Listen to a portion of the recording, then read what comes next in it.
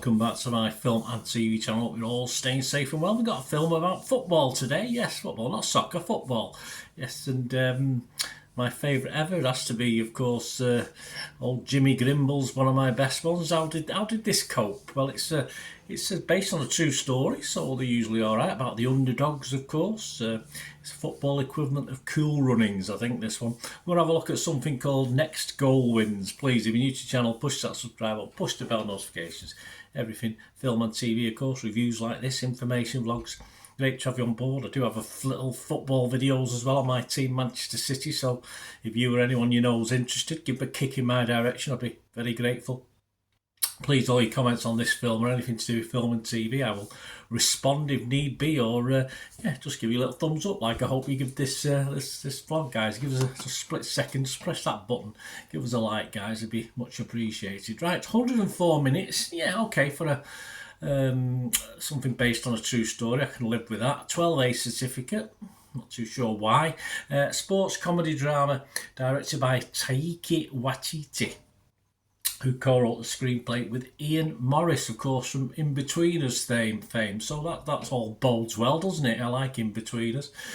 Based on the 2014 documentary the same name by Mike Brett and Steve Jameson about Dutch-American coach. Angry character in this, but understandably so with his recent past.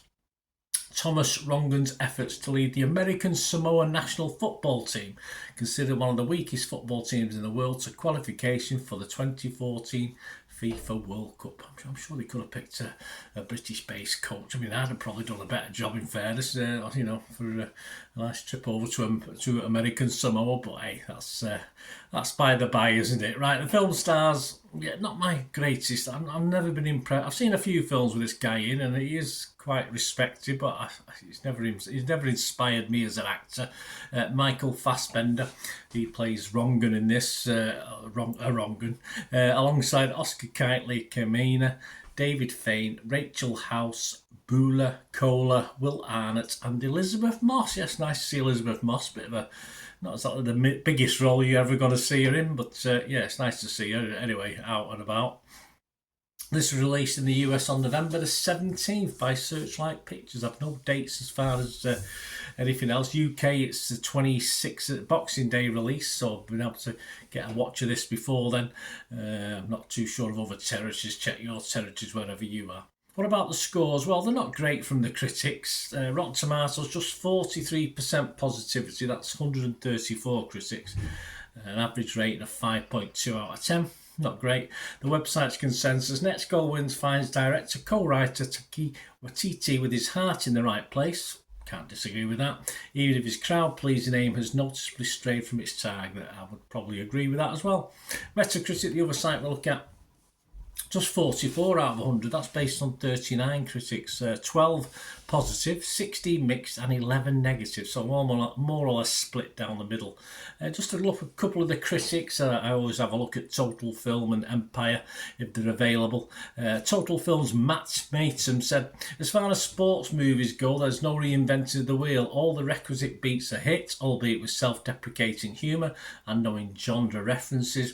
But within that familiar framework, the underdog story is very effectively delivered, thanks in large part to a charming bunch of supporting actors and a consistently funny script by Waititi and the In-Betweeners Ian Morris." I think they're consistently funny. I think he missed the in on the inconsistently funny on that one.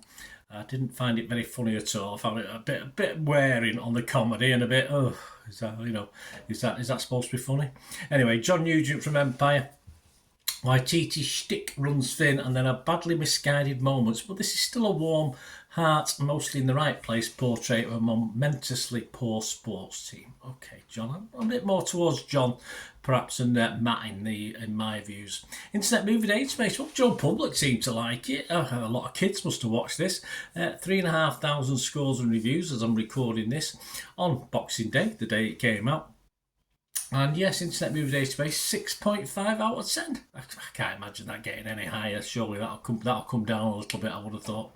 So that leads me on to my thoughts on this. Yeah, possibly one of the best, let's have a comparison, best underdog sports stories was way back in time, of course, when I had my video shop And of course, Cool Runnings has to be the best, doesn't it? And more recently, I quite enjoyed, was it Phantom of the Open, about the golfer who kept trying to get into the Open, and obviously, underdog story, that's what it is. I enjoyed that. British, interesting enough, British made that one. I struggle to think that Ian Morris, as we said from In-Betweeners fame, was involved in this, because there's nothing that comes over as an In-Betweeners feel, comedic feel to it, which you would normally get if there's the involvement of that. I didn't sense anything in this. It reads well as a script, it reads well as a story, of course it does. A little bit of dramatic license added, it'd make a great little film. But I think the comedy, I say, it's more miss than hit, and the characters are generally, for me, even though obviously one of the critics said they were in, they made it, I found them generally uninteresting, apart from one or two, and that includes Fassbender, who's certainly no John Candy, and for me is pretty bang average. As I've said, he's not one of my favourite actors. The public seemed to like it. That was, it says 6.5 out of 10, but perhaps watchers of CBBC, it's that sort of level for me. 4-5 o'clock in the afternoon watch on CBBC or on their channel. It's just a bit painful for a grown-up watch for certainly the first 2/3 of the film. It doesn't have a serious side, of course it does, with the transgender woman, but even that feels a little bit forced into the film, which it shouldn't do, because it's based on a true element of the film. It's a true story. In fact, the lady now is still involved in football worldwide.